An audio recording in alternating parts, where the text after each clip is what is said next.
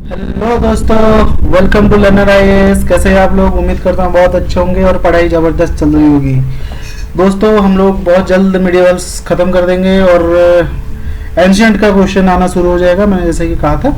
आइए अभी हम लोग कंटिन्यू करते हैं जो 9th चैप्टर हम लोग पढ़ रहे थे। मिडिवल हिस्ट्री हम लोग पढ़ रहे हैं और चैप्टर क्लास 11th का। जैसे कि हम लोग विजयनगर एम्पायर का डिक्लेन हम पढ़ चुके थे, बहामन एक्सपेंशन देख चुके थे और पुर्तगीज का भी धीरे धीरे करके अपना सत्ता में पकड़ मजबूत हो रहा है। आइए दोस्तों आगे बढ़ते हैं। We have very little idea about the share of the produce of the peasants। जैसे कि हमने पिछली बार देखा कि जो है देवराय को जो है उन्होंने जो है प्रिजन में डाल दिया, ठीक है। और इन सबको सब सारे डिस्प्यूट्स हुए थे। विजयनगर एकदम से डिक्लाइन हो चुका था, टूट चुका था, सारे टुकड़े टुकड़े होके आर्मी चीफ के पास चले गए थे, ठीक है। तो यहाँ पे अगर हम देखें इंस्क्रिप्शंस क्या कहते हैं, यहाँ पे लिखा गया है द लिटिल आइडिया हमें एक छोटा सा मिलता है इंस्क्रिप्शन में, जो हमें मिलता है the rate taxes were as follows 1/3 of the produce of Kurubai, a type of rice during the winter. क्या क्या टैक्स देते थे, ठीक है दोस्तों। एक चीज ये है 1/4 of the sesame ragi horse ग्राम, ठीक है। 1/6 ऑफ द मिलेट्स, ठीक है, other crops cultivated dry land, ठीक है। इस तरह से टैक्स उस समय हुआ करता था। In addition to the land tax, there were various other tax। land tax के साथ और भी taxes हुआ करते थे। प्रॉपर्टी टैक्स था, सेल्स टैक्स था, प्रोफेशनल टैक्स था, मिलिट्री कॉन्ट्रीब्यूशंस थे, ठीक है, मैरिज पर टैक्स था, सब पे टैक्स ले रहे थे भाई। Urban life grew under the Vijayanagara Empire and trade flourished. Many of the towns grew around temples. The temples were very large and needed supply the foodstuff, commodities and distribution of prasadam to the pilgrims, several service of the god, priest, etc. The temple were rich also to temple तो rich ही थे भैया, जितने भी advent हुए temple पे तो हुए ठीक है दोस्तों। चलिए यहाँ पे विजयनगर को हम खत्म करते हैं और आगे देखते हैं पुर्तगीज ने कैसे आना शुरू किया। देखिए दोस्तों, यहाँ से पुर्तगीज एडवेंट हुआ। अब इसके बाद से एक तरह से मॉडर्न हिस्ट्री के यहीं से शुरू है, ठीक है दोस्तों। हम जब पढ़ेंगे मॉडर्न हिस्ट्री, हम लोग डायरेक्ट किससे पढ़ेंगे, एनसीईआरटी ना पढ़ के हम लोग स्पेक्ट्रम पढ़ेंगे, ठीक है दोस्तों। स्पेक्ट्रम में शुरुआत यहीं से ही है, ठीक है, पढ़ेंगे तो आपको पता चलेगा। चलिए अभी हम लोग देखते हैं एडवेंट ऑफ पुर्तगीज, ठीक है। सबसे इंपॉर्टेंट है वास्को डा गामा, ठीक है। वास्को डा गामा कैलिकट में लैंड करते हैं 1498 पे, कुछ जगह पे 94 भी लिखा है दोस्तों, ठीक है, 98 पे with 2 ship with Gujarat pilot Abdul Majid, ठीक है दोस्तों। गुजरात के पायलट थे अब्दुल माजिद, उनके साथ 2 शिप के साथ लैंड किया आके कलिकट में, ठीक है। तो पहला फॉरेनर आ गए हमारे इंडिया में। वैसे देखा जाए तो बहुत है, बट ये पुर्तगीज यहाँ से आना शुरू हुआ, यूरोपियंस कह सकते हो आप। Abroad who had guided the ship, ये ship guided किया African coast to Calicut, ठीक है, has often been considered the beginning of new phase during which control of the sea ocean passed into the hand of the Europeans, ठीक है दोस्तों। पहले मैंने कहा ना पहला यूरोपियन आ गया, ठीक है दोस्तों। अब सी ओशियन का कंट्रोल इनके हाथ में आ गया। क्यों? जबरदस्त शिप, खतरनाक नेवी, ठीक है दोस्तों। Indian trade and trader received a setback and ultimately the Europeans were able to establish their colonial rule and domination over the India and most of the neighboring countries. The picture saw been seriously called into the question both by the Western and Indian historian, especially after the World War II and the end of the European political rule over the countries of the region. Before we assess the impact of the Portuguese on Indian society, economy and polity, let us first examine the factor which brought the Portuguese to India, ठीक है। आइए पहले हम देख लेते हैं क्यों India में पुर्तगीज आए। Very broadly, Portuguese came to India at the time when European economy was growing rapidly thanks to the expansion of the land and the cultivation on account of the drainage of marshes and cutting of the forest, the introduction of the improved flock and more scientifically rotation of the crop, which also led to the increase in the supply of the meat। The growth was reflect in the rise of the town and increase in the trade both internal external. ये दोस्तों बार बार नहीं हम discuss करेंगे, आप याद रखिएगा, बार बार आ रहा है कि टाउन सिर्फ वहीं डेवलप होता है जहां पे ट्रेड बहुत ज्यादा होता है, बहुत अच्छे लोग होते हैं, ट्रेडर्स होते हैं, मर्चेंट्स होते हैं, वहीं पे टाउनशिप डेवलप होता है। बार बार आ रहा है, अगर मेंस में आए तो आप लिख सकते हैं। Since Roman time there had been there had been a steady demand of the Oriental goods, ठीक है। These include silk from China, spices and drugs from India, Southeast Asia, ठीक है। With economic revival, these demand increased, especially in the demand of the paper and spices, paper, गोल मरीच, ठीक है, ला काली मिर्च जिसको कहते हैं, उसका खतरनाक डिमांड था यूरोप में, which were needed to make meat palatable since due to the shortage of the fodder, much of the cattle had been slaughtered during the winter, ठीक है। विंटर मतलब वहाँ पे मीट बहुत ज़्यादा खाते थे तो इसकी ज़रूरत ज़्यादा होती थी, लोग यहाँ से इंपोर्ट करते थे, ट्रेडर्स वही लेने आते थे, वो तो भर भर के लेके गए थे, कौन, आपके जो वास्को दा गामा थे, ठीक है। Pepper was brought to the Levant, Egypt and Black Sea port overland and partly by the sea from India and South East Asia with the rise of the power of the Ottoman Empire, Turk में पता ही आपको, from the early part of the 15th century all these area came under the control of the Turks. They captured Constantinople in 1453 and Syria and Egypt later. The Turks were not opposed to trade, but the virtual monopoly over the paper established by them was bound to work against the Europeans, ठीक है।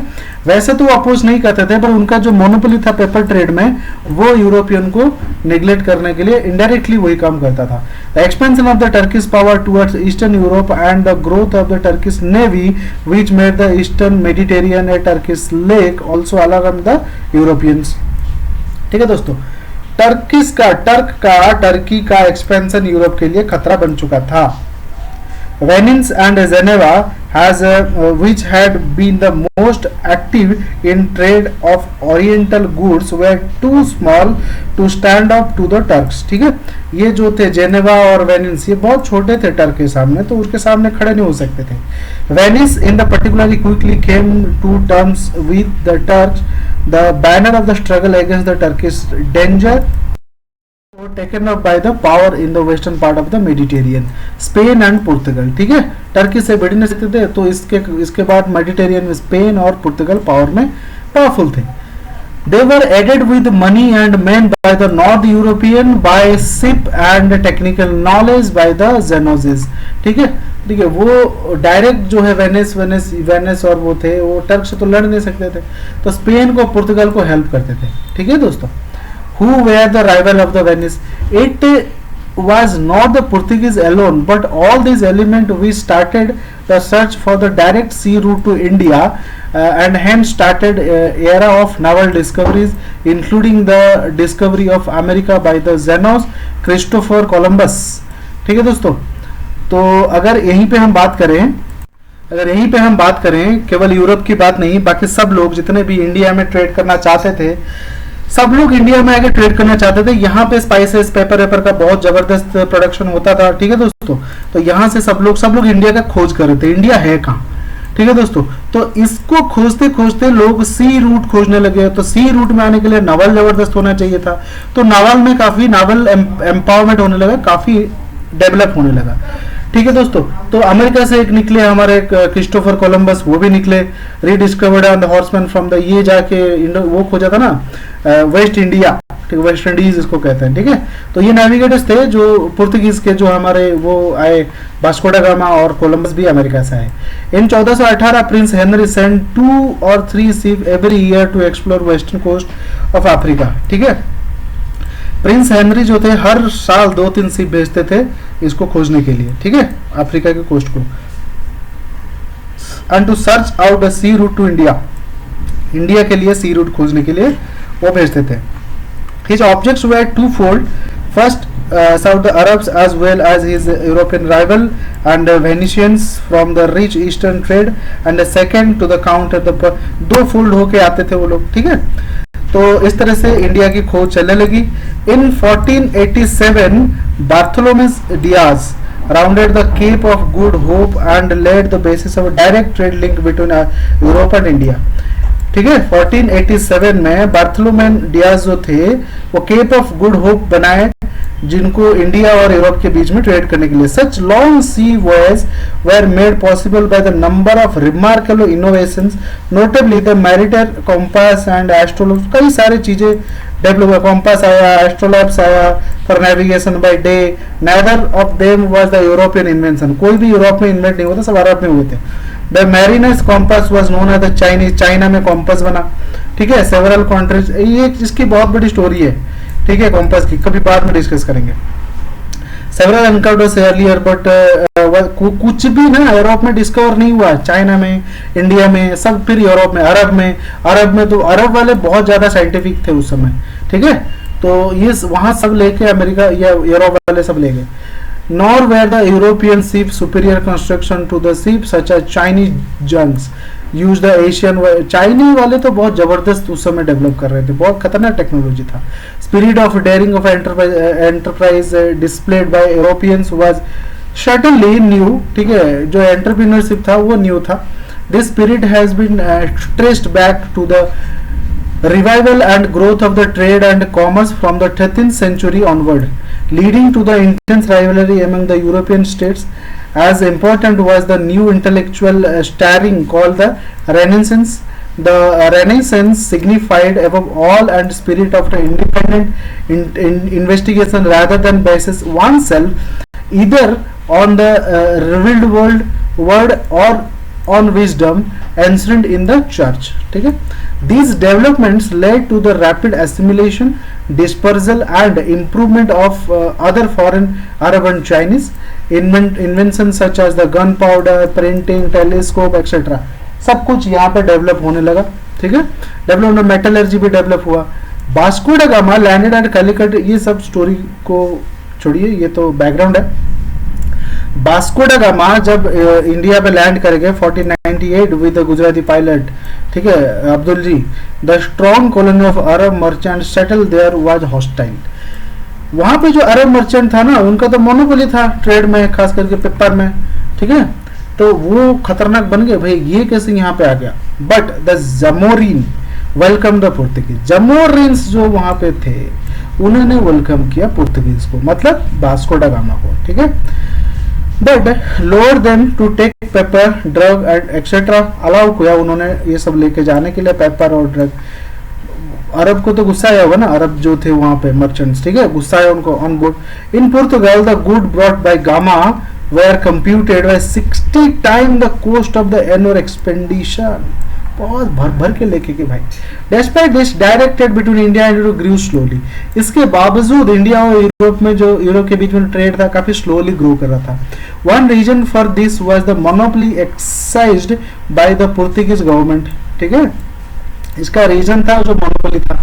From the beginning of the Portuguese ruler were determined to treat the eastern trade as a royal monopoly, excluding not only rival nation in Europe and Asia but also private Portuguese traders. ठीक है, केवल government के ऊपर उनका monopoly या control नहीं था, private जो ट्रेडर्स थे उन पर भी कंट्रोल था गवर्नमेंट ऑफ पुर्तगीज का. ठीक है, alarmed at the growing power of the Portuguese, the Sultan of Egypt fitted a fleet and sent towards India. अब यहाँ पे इजिप्ट से भी सुल्तान ने इंडिया की तरफ भेज दिया शिप. ठीक है, the fleet was joined by A contingent of ship from the ruler of Gujarat. ठीक है, गुजरात के रूलर के साथ संधि करके उन्होंने भेजा. After an initiation victory in which the son of the Portuguese governor Don Almeida, ठीक है, Don Almeida was killed. This combined fleet was routed by the Portuguese in 1509. This made the Portuguese Navy supreme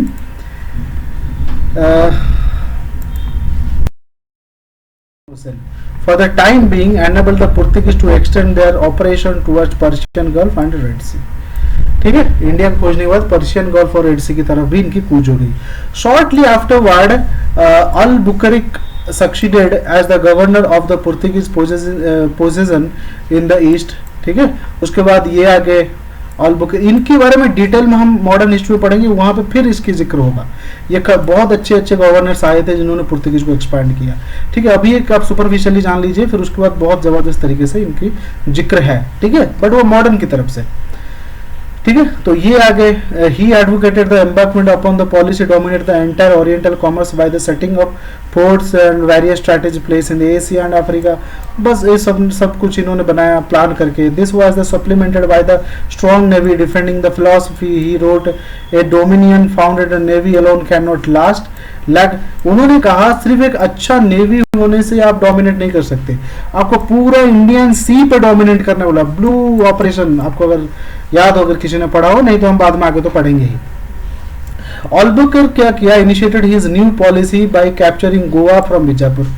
ये पूछा जाता है which is the first dominion captured by the foreign nation, that is Bijapur. बार बार पूछा जाता है पहला कौन सा अपना इंडियन टेरिटोरी है जिस पर फॉरेनर या यूरोपियन ने कब्जा किया, that is Bijapur by Portuguese Albuquerque. ठीक है, हाँ बीजापुर 1510 में उन्होंने कैप्चर किया। ये इंपॉर्टेंट है दोस्तों, इसको हम लोग तो इसका शॉर्ट नोट बनाएंगे, उसमें भी ये जिक्र आएगा, बट आप लिख लीजिए कहीं पे। ठीक है दोस्तों, the island of the Goa was the excellent natural harbour fort. ठीक है, अरे सी रूट कर रहे हैं तो कोस्टल एरिया तो चाहिए, गोवा से अच्छा कौन सा होगा। ठीक है, commanded Malabar trade on the seas, उन्होंने कर दिया। Portuguese were also able to extend their position on the maintaining opposite Goa and blockade and sack the Bijapur port. ठीक है, दंदा राजन, ठीक है, दाभोल, ठीक है, ये सबको उन्होंने ले लिया। Portuguese further strengthened their position, establishing fort at Colombo in Sri Lanka. Sri Lanka ने बना लिया और एस्टेब्लिश होते गए, अपना पैर पसारते रहे। एट अशिन इन सुमात्रा, जो अपना है अभी मलाक्का फोर्ट बनाया। ठीक है, control the exit and entry of the marrow gulf between the Malay peninsula and Sumatra. The Portuguese also establish a station of island of the Socotra at the mouth of the Red Sea besides the Aden and forced the ruler of Hormuz which controlled the entry into the Persian Gulf, permit them to establish the fort there। ठीक है, खतरनाक तरीके से ये लोग आगे बढ़ते रहे, अरब्स को दबाते रहेंगे। The success of Portuguese was however more apparent than real। From the beginning they had faced number of challenges and both external and internal। The external challenge was the one posed by the Turk। ठीक है, external challenge में Turk था, who were sometimes joined the Arabs। कुछ अरब के साथ मिलकर Turks जो उनको परेशान करता था पहले अरब में शुरुआत में। some इंडियन पावर्स, कुछ इंडियन पावर्स थे जो कि अपोज करते थे। After conquering Syria, Egypt and Arabia, Turks had gone to the conquer Eastern Europe, threatening Vienna, capital of the Central Europe and the key to its defense in 1529. The growth of the Turkish power on the coast of the Red Sea and Persian Gulf seems to presage the conflict between Turk and Portuguese। Turk ने क्या किया, उस तरफ जाके यहाँ पे central Europe में जाके छेड़ दी जंग और वियना जीत गया। वो वहाँ पे एक्सपैंड कर रहा था और खतरनाक दोनों मुकाबला बन गया कि टर्क का वर्सेस पुर्तगीज का, इन दोनों में युद्ध होने लगा और कॉन्फ्लिक्ट हो गया। ऑटोमन ग्रैंड वाइजर लुत्फी पासा, ठीक है, और इंडियन सीमर अपनी सुपीरियरिटी जमाने में सब लगे हुए थे। उसी बीच में द ओटोमन ग्रैंड वाइजर लुत्फी पासा राइटनिंग after 1541 told the Turkish Sultan Suleiman the Magnificent, वो क्या लिखते हैं उस समय ऑटोमन जो राइटर थे, under the previous Sultan there were many who ruled the land but few who ruled the sea। ठीक है, in the conduct of naval warfare the infield were ahead of us, we must overcome them। ठीक है, in view of the growing Portuguese threat to the Gujarat trade and coastal area, the Sultan of the Gujarat sent embassy to the Ottoman ruler। ठीक है, Ottoman ruler यहाँ पे जो था, देखा India में जब गुजरात के पास, जब गोवा में हो गया, तो गुजरात रूलर पुर्तगीज के बढ़ते हुए शासन को या बढ़ते हुए पावर को डर गया देख के, फिर उन्होंने ऑटोमन एम्पायर के पास एक चिट्ठी भेजी, एम्बेसी भेजी अपनी हेल्प के लिए, congratulating him to the victories and seeking his support in return of the Ottoman ruler expressed a desire to combat the infidel and in the Portuguese. तो उन्होंने ऑटोमन एम्पायर ने भी हाँ कर दी कि हाँ हम आपके हेल्प करेंगे और पुर्तगीज को चेक करेंगे। ठीक है, From this time onward, there was a continued exchange of embassies and letters between two countries. After after ousting and Portuguese from the Red Sea in 1529, a strong fleet under the Suleiman rise and dispatched to aid Bahadur Shah, the ruler of the Gujarat. उस समय बहादुर शाह गुजरात के ruler थे। इन दोनों ने मिलकर उनको check करने की कोशिश की। Bahadur Shah received it well and two of the Turkish official who were given Indian names were appointed governor of the Surat and Diu. ठीक है, दो टर्किश लोग आए जिनको इंडियन नेम देके, इंडिया हिंदुस्तानी नाम देके, ठीक है, और दमन और दीव में क्या, सूरत और दीव में क्या गया, आज एक गवर्नर अपॉइंट कर दिया गया। ठीक है, थे वो टर्की से ही थी जो कि ऑटोमन एम्पायर ने उनको भेजा था। Of this two Rumi Khan एक का नाम बना, who later who earn great name of himself as a minister gunner. ठीक है, मास्टर गनर के नाम से फेमस हुआ। In 1531 after instituting the local official the Portuguese attacked Daman and Diu but the Ottoman commander Rumi Khan repulsed the attack. ठीक है, इसीलिए तो रखा गया था। जब पोर्तुगीज ने दमन और दीव पर अटैक किया, वहां पे जो टर्किश कन्वर्टेड इंडियन कमांडर थे उन्होंने उनको पुश कर दिया। However the Portuguese build a fort at the Chaul tower down the coast. ठीक है, फिर उसके बाद भी उन्होंने एक टावर वहां पे बना दिया। Before the Gujarat Turkish alliance could be consolidated, a bigger threat to Gujarat appeared from side of the Mughals.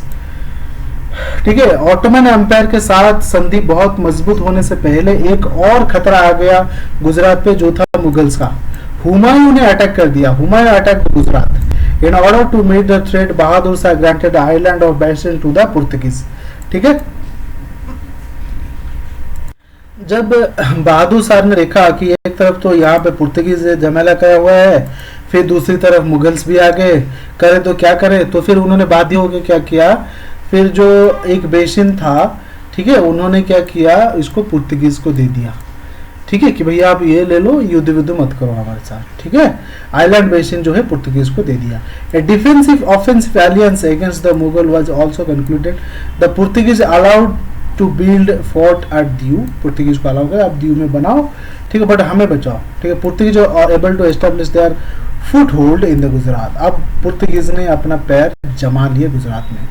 Bahadur Shah soon repented his concession to the Portuguese. Following the expulsion of the Mughal from Gujarat, he once again appealed to the Ottoman Sultan for help, tried to limit the Portuguese encroachment at Diu. अब देखो, Portuguese ने जब दीव पे अपना fort बना लिया, अपना पैर जमा ली, वो एक्सपेंशन करने लगे धीरे धीरे। ये बहादुर शाह ने देखा कि भैया ये तो सर पे चढ़ रहे हैं, ठीक है, ऊपर से मुगल्स भी सर पे तांडव कर रहे हैं। तो फिर इन्होंने फिर से ऑटोमन एम्पायर सुल्तान से कहा कि भैया हमें थोड़ा फिर हेल्प कर दीजिए। ठीक है, फिर हेल्प कर दीजिए। During the negotiation Bahadur Shah who was aborded the ship governor fort suspended treachery in the scuffle which ensured the Portuguese governor was killed and Bahadur Shah was drowned while swimming ashore.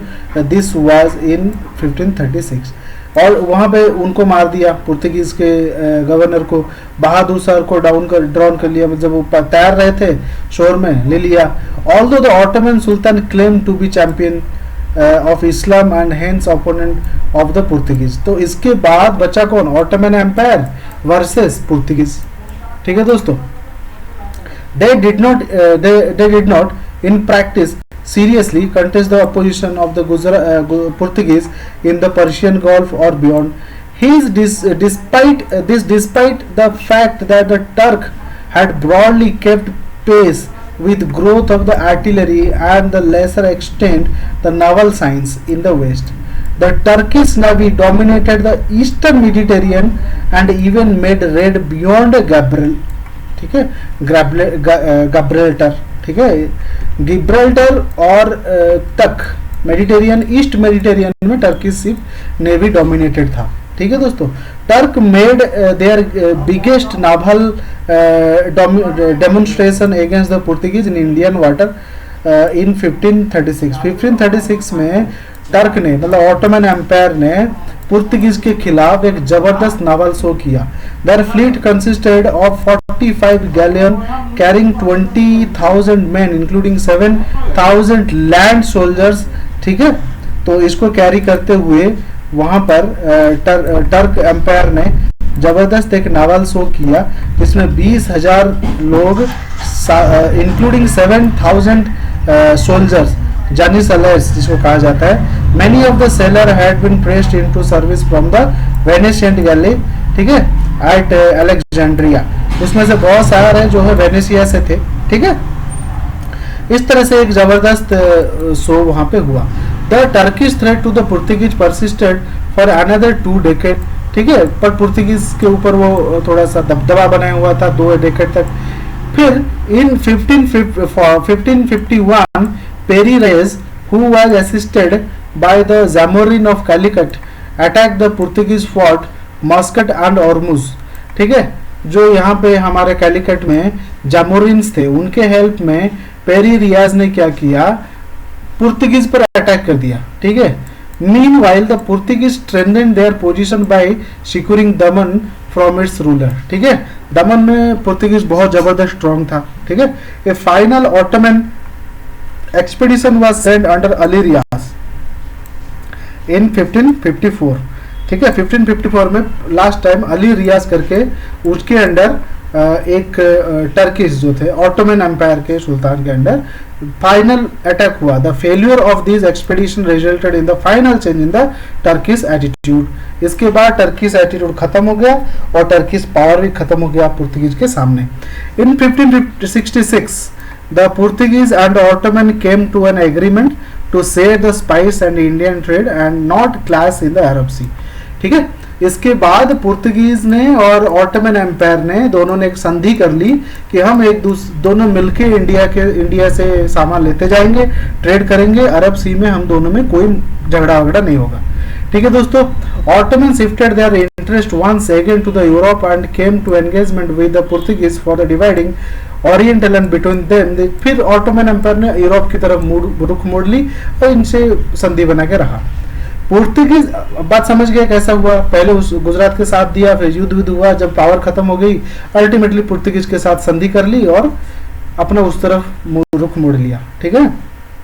इनको oppose नहीं किया Portuguese को। अब बात करते हैं Portuguese impact on Indian trade and society and politics. Portuguese जो आए उनका इंडियन सोसाइटी में क्या इफेक्ट हुआ। From the beginning the Portuguese could neither adequately police the vast expanse of the Indian Ocean, nor control the trade or the trade there. All that they could try to do so monopolize certain goods and tax the other. The trade of the pepper and arm, ammunition and war horse was declared the royal monopoly. देखिए Portuguese यहाँ पे कुछ effect करने नहीं आए थे, वो simple था, उनको हमें बस ट्रेड करना है, हमें बस व्यापार करना है, आपके इंटरनल मैटर में कोई हमें दिलचस्पी नहीं है, ठीक है। पेपर ट्रेड करेंगे, एम्युनिशन, आर्म, घोड़े, ठीक है, यही सब हम ट्रेड करेंगे, हमें बाकी चीजों में इंटरेस्ट नहीं था उनको। No nation, not even Portuguese private traders were allowed to engage in the trade of the goods and ship engaged in the trade, और उनको टैक्स वैक्स पे ज्यादा इंटरेस्ट था थोड़ा सा, ठीक है। To enforce this rule the Portuguese arrogated themselves right to search any ship suspected of engaging of the contraband, ठीक है। देखा पुर्तगीज किस तरह से इंडिया में आए और किस तरह से एक्सपैंड किया, ठीक है। उनका ट्रेड कैसा हुआ, कौन कौन अपोज करे थे, हम सब कुछ जाना हम लोगों ने। इसके बाद हम आगे देखेंगे पुर्तगीज कैसा है, कौन कौन यूरोपियंस आए, ठीक है। तो ठीक है दोस्तों, उम्मीद करता हूँ आपको कुछ ये क्वेश्चंस हैं, इन सबको आप लिखेंगे। इसको जब लिखेंगे तो पूरा चैप्टर एक बार फिर से पढ़ लीजिएगा, ठीक है, बहुत हेल्प करेगा, ठीक है। और हम भी लिख के इसको शेयर करेंगे। दोस्तों थैंक यू वेरी मच। और जैसे कि मैं कहता हूँ पढ़ते रहिए और बुक से पढ़िए, बहुत अच्छा लगेगा। और अगर अच्छा लग रहा है तो एक लाइक जरूर करिएगा और दोस्तों के साथ शेयर करिए। चैनल को सब्सक्राइब करेंगे तो बहुत अच्छा होगा आपके लिए भी, मेरे लिए भी। और कुछ सोशल मीडिया प्लेटफॉर्म्स है जहाँ पे हम लोग हैं, उसका लिंक जो है डिस्क्रिप्शन बॉक्स में हम लोग दे देते हैं। जुड़िए, मिलके पढ़ते हैं और ज़रूर से क्रैक करते हैं, ठीक है दोस्तों, जीतेंगे ज़रूर। ओके, चलिए पढ़ते रहिए, अपना ख्याल रखिए, मिलते हैं अगले चैप्टर के साथ।